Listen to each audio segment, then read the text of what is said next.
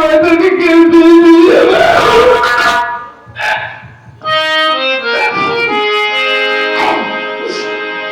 ऐ मेहरबान करी दो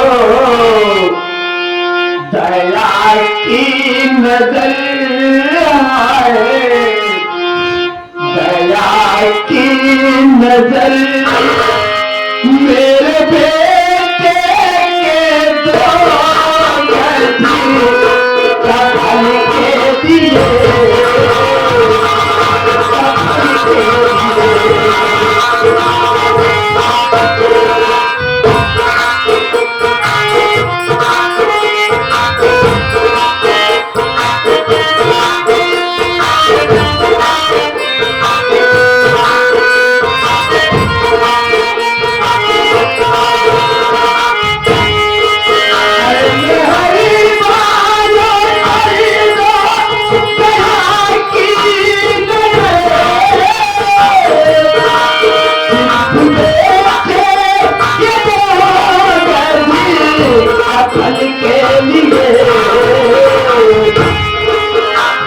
सबसे यही आज मेरी आज मेरी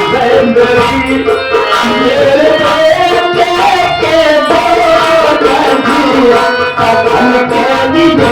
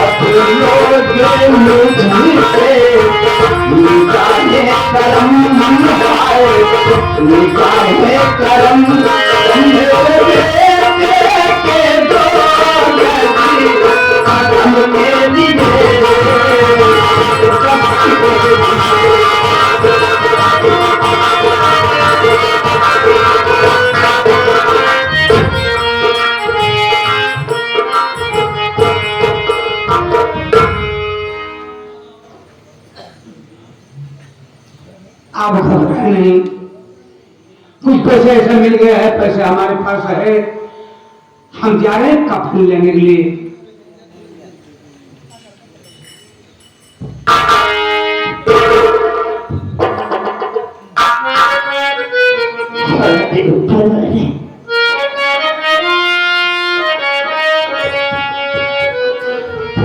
दिल का खिलौना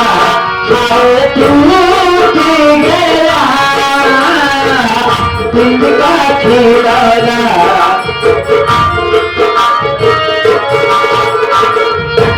कोई लुटेरा के लूट गया, कोई लुटेरा के लूट गया, दिल का खिलौना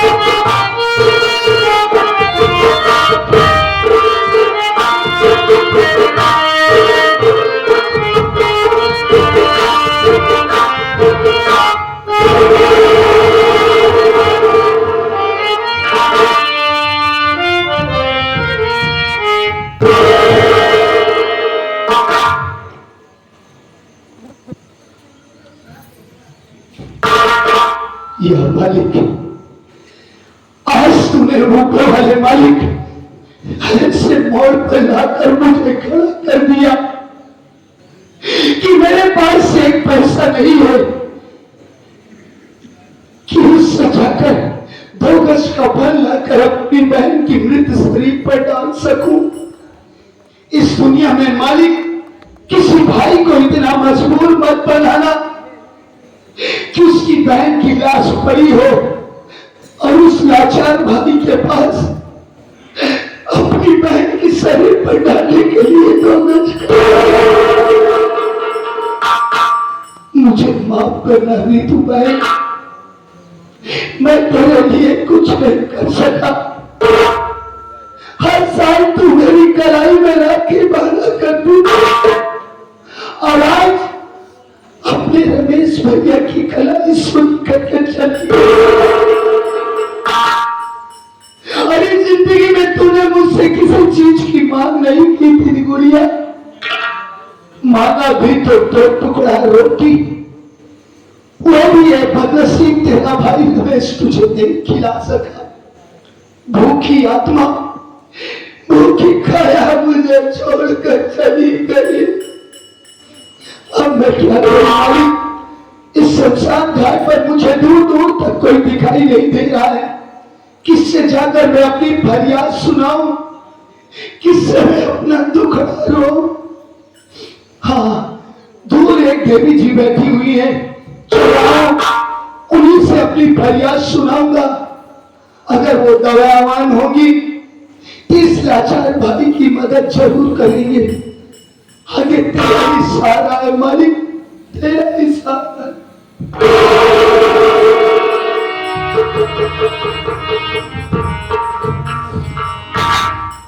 देवी जी देखिए, आज आपके सामने लाचार मजबूर भाई हाथ जोड़कर खड़ा है। देखिए बहन जी, मैं आपसे अपने खाने पीने के लिए कोई चीज नहीं मांग रहा हूं। वहां देखिए, मेरी बहन की लाश बिना कफन के पड़ी हुई है। मुझे कफन की भिक्षा दे दो देवी जी।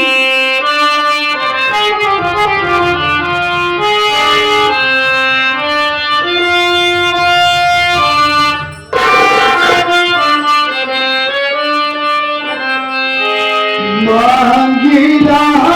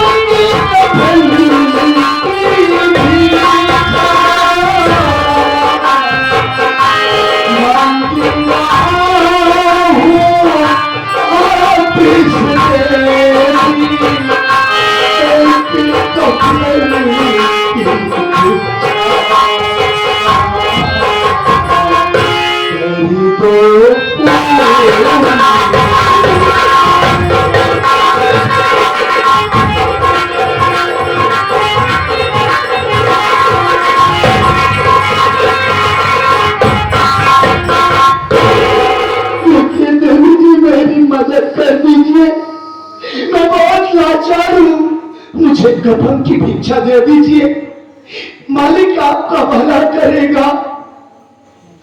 अगर इस लाचार भाई की मदद कर देंगे आप,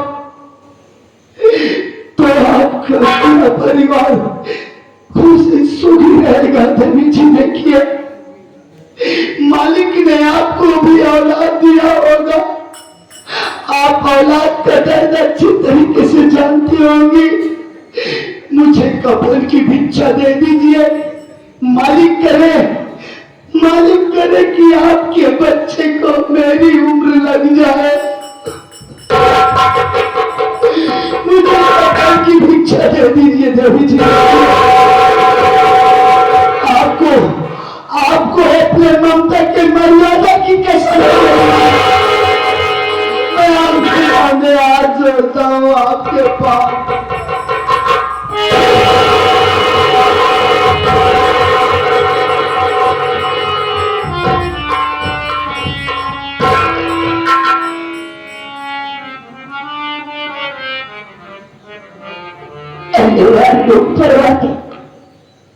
और कितनी परीक्षाओं के बाद इतनी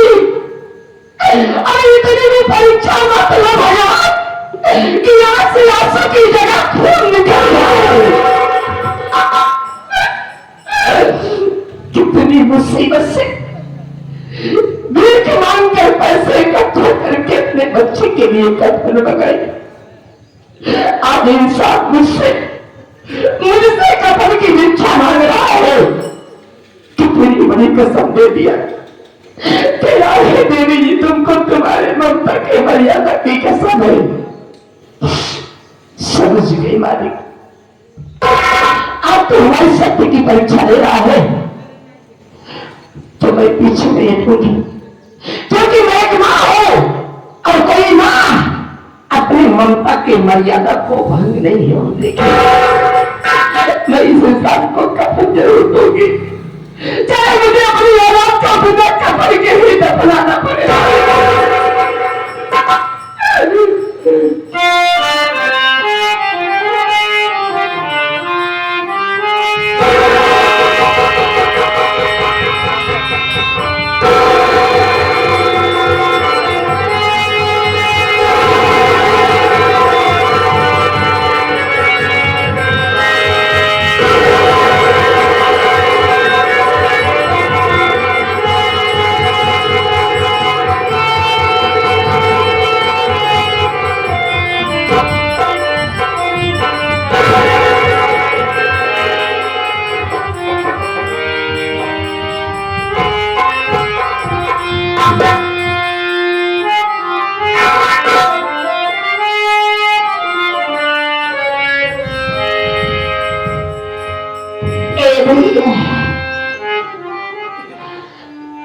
भाई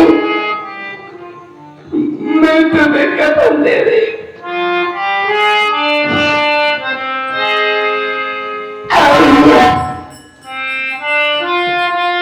लेता हूँ।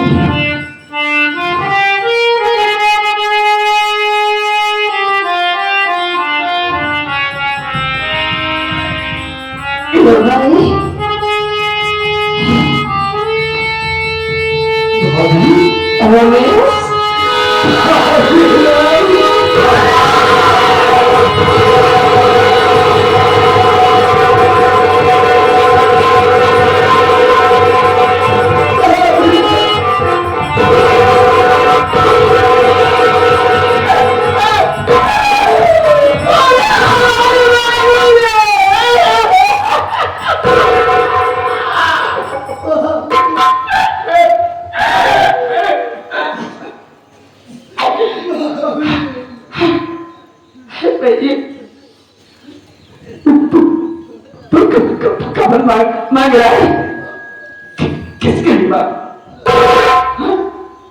किसकी लाश लेके आए? बोलिए बोलना।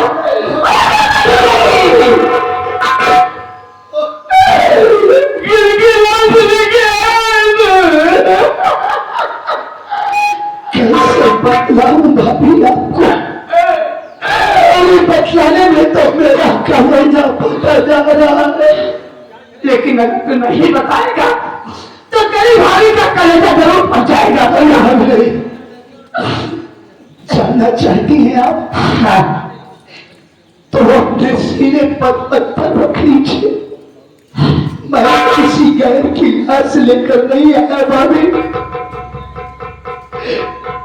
बल्कि मैं अपनी बहन और आपकी लाडली ननद रिको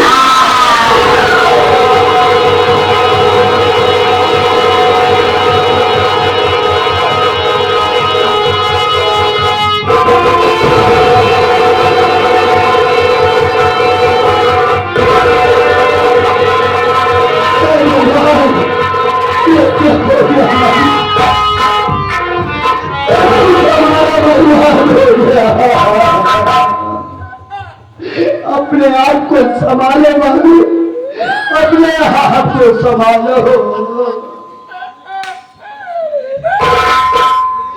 अब हमारी भी तो आगे की सदा सदा के लिए सो गई है भाभी, संभालो अपने आप।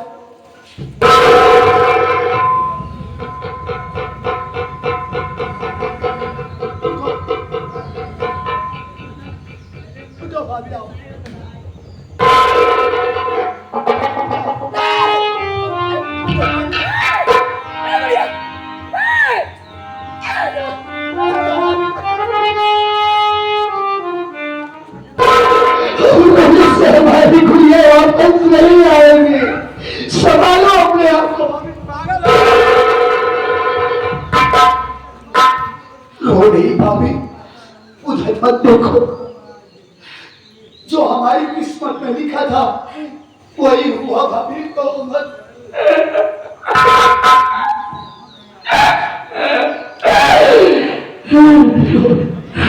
एक बात नहीं बताओ भाभी, आप इस शमशान घाट में किसकी लाश लेकर आई है भाभी जान? नहीं सुन पाएगा, लेकिन मैं आपसे जानना चाहता हूँ कि आप किसकी लाश लेकर आई? देखिए भाभी, आपको अपने इस लाडले देवर रमेश की कसम है भाभी। तू जानना चाहती है तो मैं किसी गैर की लाश लेकर नहीं, मैं अपने कलेजे के टुकड़े अपने बेटे की लाश लेकर आई हूँ। क्षमा कीजिए, ऐसे ऐसी बातें न बोल दी, कर दीजिए सारी बातें झूठ है। कैसे कैसे कह दो कि झूठ? सच्चाई हमारे सामने पड़ी, देखना चाहते? देखो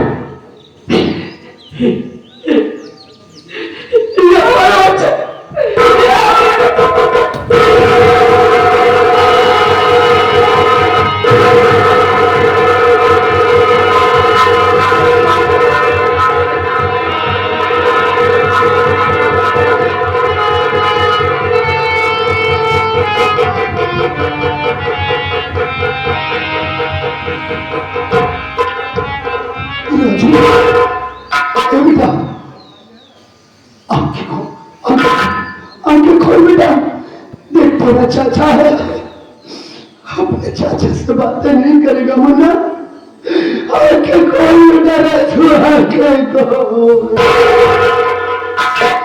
क्या हो गया भाभी? मन्ना, अब तुम्हारा मुन्ना किसी से बातें नहीं करेगा। सदा सदा के लिए हम सबसे उठ गए कि पोछ दो आँख से आंसू हर गई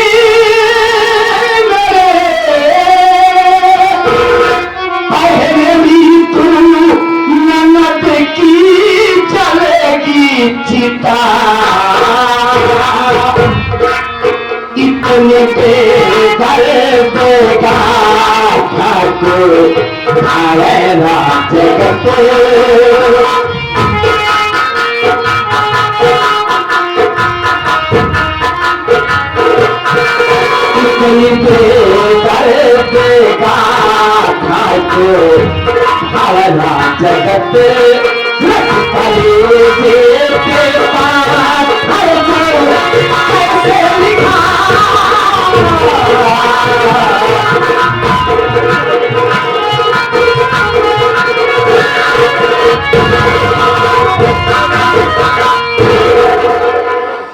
बहनों, आधा घंटा से ज्यादा का हाँ भाई, हैदर कितनी बदनसीब,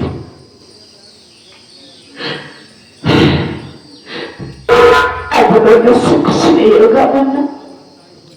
हमारी गुड़िया हमारे बच्चे से बहुत बड़ी है, इसलिए सबसे पहले हमारे नीतू की चिता जल जाएगी। बात मैं अपने बच्चे को देखूंगी। ये आपकी गहरी भाभी, अरे जरा सोचिए कि हमारे पास कफन एक है और लाश दो है।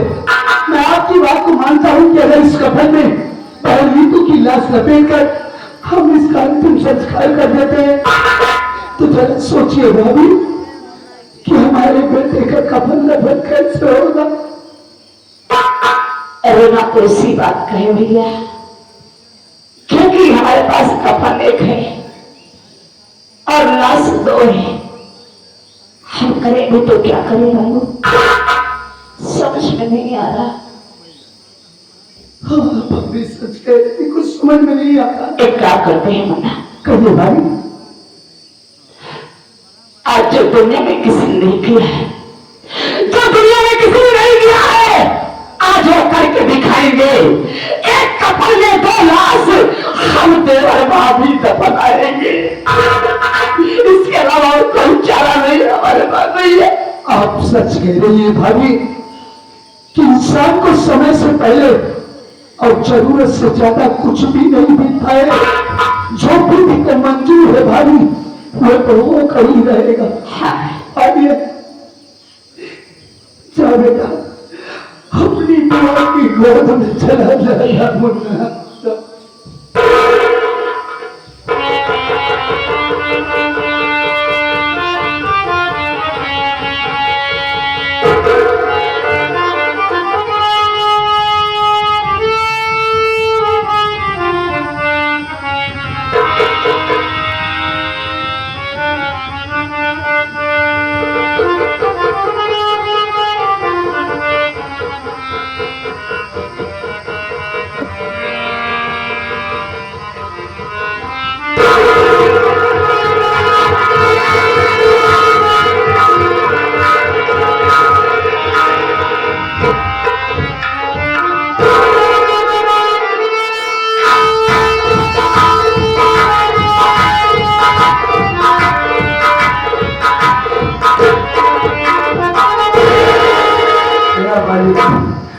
मेरी आंखों के सामने अंधेरा सा छाया जा रहा है, प्यास बड़ी जोरों से लगी है, लगता है मेरा दम निकल जाएगा।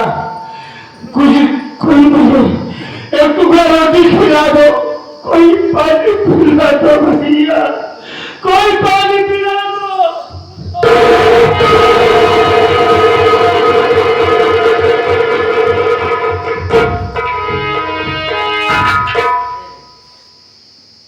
ये मालिक, ये ना जाने कैसा भागा इंसान है जो रोटी और पानी मांगने के लिए शमशान घाट पर आया है, जिसे इतना भी ख्याल नहीं है कोई गांव है बस्ती नहीं, उसके लिए तो शमशान घाट है।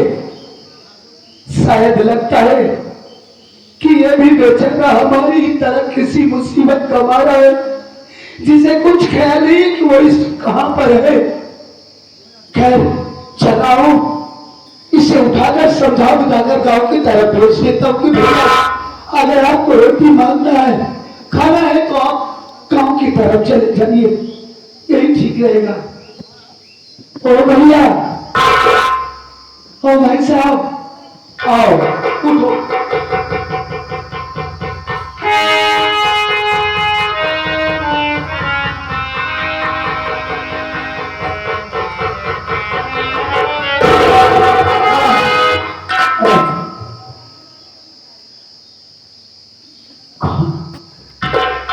भैया मैंने तुमसे क्या कहा था कि भूल कर भी मेरा पीछा करने की कोशिश मत करना। अरे तुमने मेरे नीतू को तो मार ही डाला, अब क्या यहाँ पर मेरी चाल लेने के लिए आए हो? चले जाओ यहाँ से, मैं कहता हूँ चले जाओ यहाँ से, मैं ये तुम्हारी मजबूर शब्द से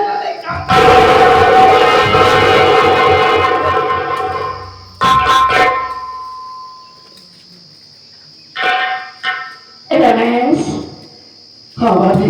काहे चिल्ला रहे हो भैया? हाँ भाभी, हाँ, ये इंसान जो हमारे पास रोटी पानी के लिए मांगने के लिए आया, जानती है ये कौन है? तुम जानते हो? अच्छी तरीके से इसे जानता हूं मैं। अगर जानते हो तो प्यार से समझा दो भैया कि देखो भाई, ये शमशान घाट है, यहाँ रोटियां नहीं मिलती। अगर रोटी खाना है तो किसी गांव किसी बस्ती में चले जाओ। प्यार से समझा दो, चला किसे समझा दूं? किसे समझा दूं भाभी? इंसान हो तो इसे समझाऊं? ये तो इंसान के भेष में एक जानवर है। नहीं बाबू, ऐसे नहीं कहते, वरना कहा गया है कि अगर हम किसी का भला नहीं कर सकते तो हमें बुरा कहने का कोई हक नहीं बनता बाबू। इसलिए ऐसा मत बोलो भैया। भाभी, हाँ। आप कितनी भोली हैं, आपको कुछ नहीं पता। ये इंसान जो हमारे पास रोटी मांगने के लिए आया है भाभी, यही तो हमारी बर्बादी का कारण है। तुम्हारे करने का मतलब क्या है? इस बेरहम इंसान ने मेरी मासूम बहन को बड़ी बेरहमी से मार डाला। हाँ भाभी। अरे इंसान क्यों मारेगा तुम्हारी बहन को? मैंने अपनी नजरों से देखा और जानना चाहती है कौन है? ये कोई गैर नहीं बल्कि मेरा कसाई भाई और आपके पति राहुल है।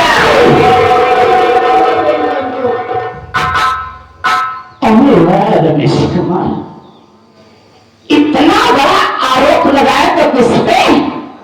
अपने बाप समान भाई पे। और उस बहन को मारने की बात कर रहे हो जिस बहन को कभी बहन नहीं समझे, अपने बेटी के तरीके पाले थे। सब दिखावा भाई है। तुम्हें दिखावा लगेगा बोलना, क्योंकि उस टाइम तुम्हारा भी बचपना था। हमारी भैया इतनी सी थी, तेरे भैया अपने हाथों से नहलाया करते थे।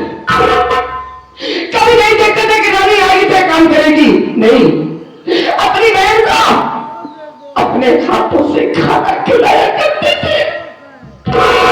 अपनी मां का झूला झूला के अपनी गुड़िया को सुलाया करते थे। सोचो मन्ना, जो भाई अपनी बहन से इतना प्यार करता हो, वही भाई अपनी बहन को कैसे मार सकता है? भाभी, आप धन्य भाभी, धन्य। साथियों, इन्हें कहा जाता है हिंदुस्तान की पतिव्रता नारी। आप लोगों ने देखा कि अपने पति के हाथों इतनी प्रताड़ना सहने के बावजूद अपने बच्चे की सड़ी गली लाश लेकर दर बदल की ठोकरें खा रही हैं, लेकिन अपने पति के लिए इतनी बड़ी हमदर्दी, इतना बड़ा प्यार। धन्य है भाभी, आप धन्य। रमेश, हिंदुस्तान की हर नारी का पति उसका परमेश्वर होता है। जब से हमसे दूर हुए हो, मन में एक ही बात, एक ही ख्याल आता है कि भला है बुरा है, जैसा भी है, मेरा पति मेरा देवता है।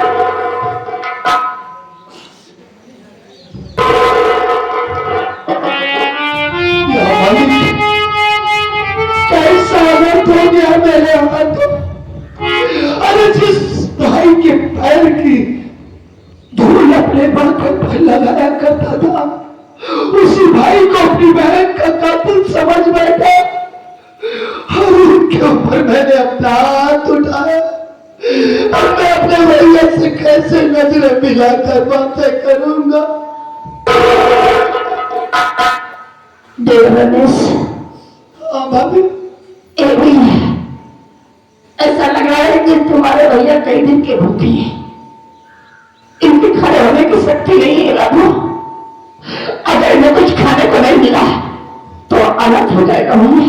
भाभी, आप अच्छी तरीके से जानती हैं कि हमारे पास पैसा नहीं है, ऊपर से संसार है। तो आप ही बतलाइए भाभी कि मैं भैया के लिए रोटी का इंतजाम कहां से करूं? पैसे तो हमारे पास में नहीं है, क्या करूं? क्या करूं? हाँ। एक रास्ता है। क्या भाभी? करोगे ना? मैं करूंगा। इनकार मत करना। नहीं भाभी, आप कहिए तो सही। उठा इस कपड़े को। कफन? ये कपड़ा उठाओ और किसी दुकान पे बैठ के हमारे पति के लिए रोटी लेकर आओ। ये आप क्या कह रही भाभी? अरे आप पागल हो गई, ये क्या? जरा सोचिए, अगर इस कफन को ले जाकर मैं दुकान पर बेचकर भैया के लिए रोटी का इंतजाम करता हूँ, तो जरा सोचिए भाभी कि हमारे दोनों बच्चों का कफन दफन कैसे होगा? देवर रमेश, हमारे दोनों बच्चे मर चुके हैं। क्या तू चाहता है कि इन दो लाश के बीच में तीसरी भी आ जाए? नहीं भाभी, नहीं। हमारे पति मर जाए, हमारी मां का सिंदूर उजड़ जाए। ऐसी बातें ना बोलिए भाभी, आप जो कहेंगे मैं मानने को तैयार हूँ।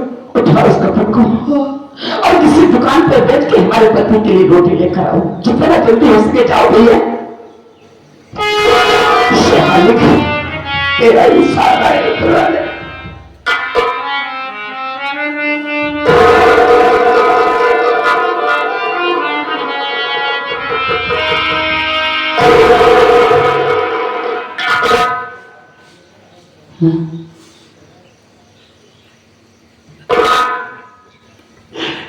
मुन्ना रमेश, तेरा भाई इतना खुद कर रही है कि अपने बच्चों का कफन बेचकर अपना पेट भरेगा।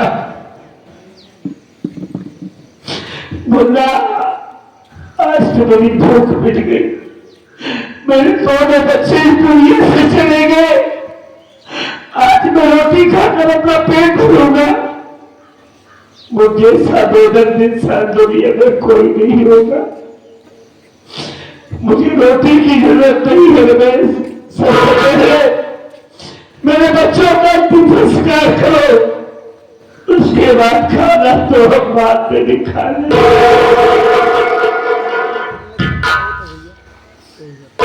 भैया, अनजाने में मुझसे बहुत बड़ी भूल हो गई भैया, मुझे माफ कर दीजिए आप।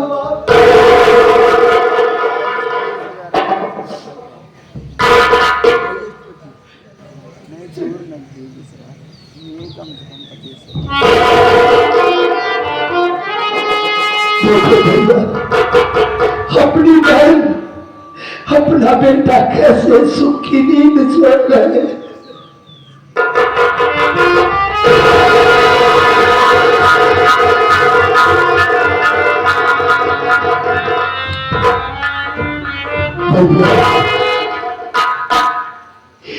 एक आखिरी विनती आपसे,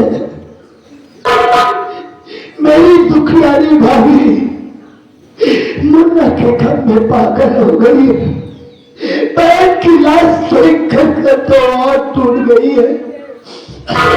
आपसे हाथ जोड़कर यही निवेदन है कि मेरी दुखियारी भाभी को आप अपना लीजिए भैया, अपना लीजिए।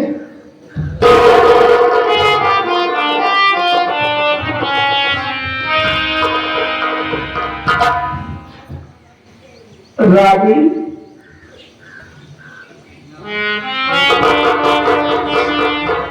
रानी, देख मैं तुमसे नजरें मिलाकर बातें करने के लायक नहीं हूँ। हमने तेरी पवित्रता को गाली दी है। अरे रानी, तू तो गंगा की तरह पवित्र है, मेरी गलती माफ करने के लायक नहीं है। लेकिन अगर हो सके तो एक बार हमें हमारी गलती को माफ कर दो।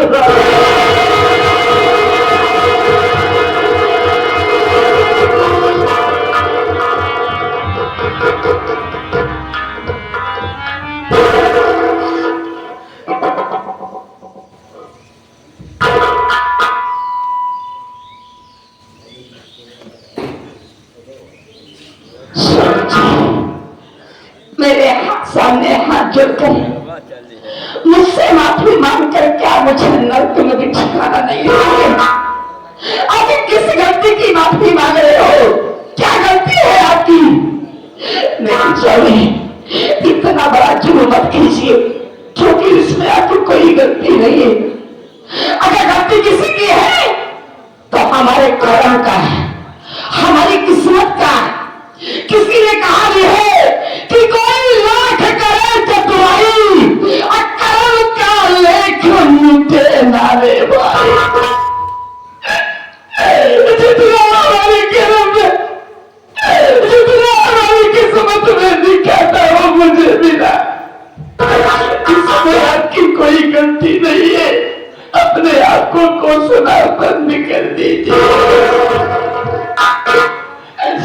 रानी तू ठीक कह रही है, लेकिन एक बात मेरी समझ में नहीं आ रही। क्या? कि बेटे का खून तूने नहीं किया, नहीं, बहन का खून हमने नहीं किया, फिर हमारा दुश्मन कौन है? हमें नहीं मालूम जो हमारे बेटे और मेरी बहन को मार दिया। मैं कुछ नहीं जानती। रानी याद करो, दिमाग पर जोर डालकर सोचो, मेरे न रहने पर घर पे किसी का आना जाना, किसी से बातचीत, किसी से झगड़ा आई, अगर कोई इसी बात है रानी तो हमको बताओ। बर्दाश्त की हद होती है, अब इससे ज्यादा मैं कुछ बर्दाश्त नहीं कर पाऊंगा। देखिए, मैं जब से इस घर में आई, हमसे कभी किसी से कोई लड़ाई नहीं हुई, कोई विवाद नहीं हुई। हाँ, एक बार थोड़ी सी भी बात हुई थी। किससे? लेकिन अपने चाचा से हुई थी, किसी दूसरे से नहीं। चाचा से क्या बात हुई थी? मैं डर के मारे आपसे बताई नहीं थी कि बताऊंगी तो आप लड़ाई करोगे जाके। रानी क्या बात है? ये उस समय की बात है जब हमारा बच्चा हमारी कोख में पल रहा था। एक दिन चाचा हमारी झोपड़ी पर आए। उस वक्त कोई नहीं था, आप काम पे थे, दोनों बच्चे स्कूल थे, मैं अकेली थी। चाचा आए, जब मुझे अकेले देखा तो चाचा को न जाने क्या हो गया। क्या हुआ? मैं आपसे छुपाऊंगी ये, सब सब बताती हूँ। रानी आज कोई बात हमसे छुपाना भी मत। चाचा मुझे अकेली पाकर हमारी इज्जत लूटना चाहते थे।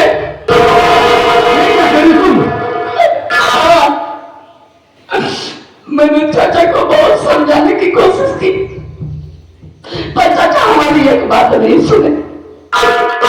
एकाएक मेरे बाजू की तरफ टूट पड़े, मुझे पकड़ लिए, मैं बेबस हो गई। मैं सोची मैं क्या करूं, कुछ समझ में नहीं आया। मैं चिल्लाने लगी, शोर मचाने लगी। मालिक का शुक्र था कि उसी वक्त हमारा देवर रमेश कल से आ गया है, और जब चाचा की हरकत देखा तो अपने आप को रोक नहीं पाया। चाचा को मारने लगा, बहुत मारा, यहाँ तक कि चाचा को जान से मारने जा रहा था। फिर मुझसे नहीं देखा गया, मैं रमेश को अपनी कसम देकर चाचा की जान बचाई। चाचा जाने लगे यहां से, रमेश रोक लिया, नहीं ऐसे नहीं जाओगे। चाचा ने फिर रमेश बोला, जिस तरीके से तुम्हारे भाई की हमारे भाभी का पैर अपमान किए हो, उसी तरीके हमारे भाभी के पैर पड़े और हाथ जोड़ के गलती मारो कि भविष्य में दोबारा ऐसी गलती कभी नहीं करूंगा। चाचा मजबूर थे, हाथ जोड़कर हमारे पैरों पे गिर गए। देखिए, नाराज मत होना। क्या बात है? उस वक्त मैं गुस्से में थी। चाचा को अपने पैर से ठोकर मार दी थी। बहुत अच्छा किया तुमने। तो जानते हो, जब चाचा जाने लगे तो एक बात कह कर गए। क्या कहा था? आज इस बात का मुझे एहसास हो रहा है।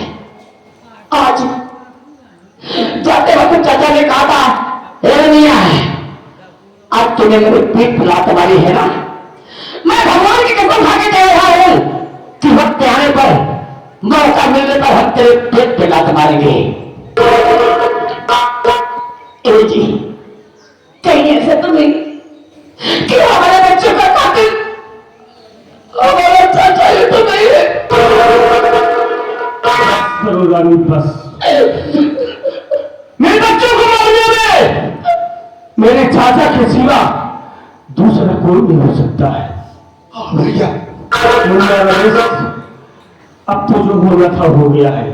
चल सबसे पहले अपने बच्चों का कफन दफन करेंगे, उसके बाद उस 19 साल चाचा से मिलने के लिए उसी घर चलेंगे। हाँ भैया।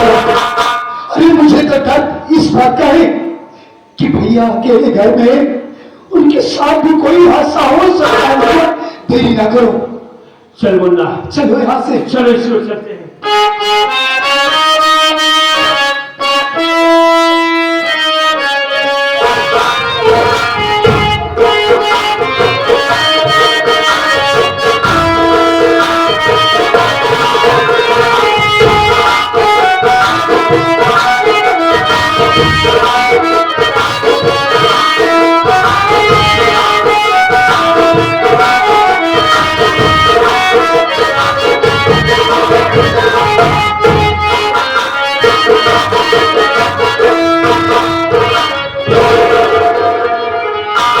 बड़ी खुशी की बात है, आज डॉक्टर साहब ने कहा कि राजीव आज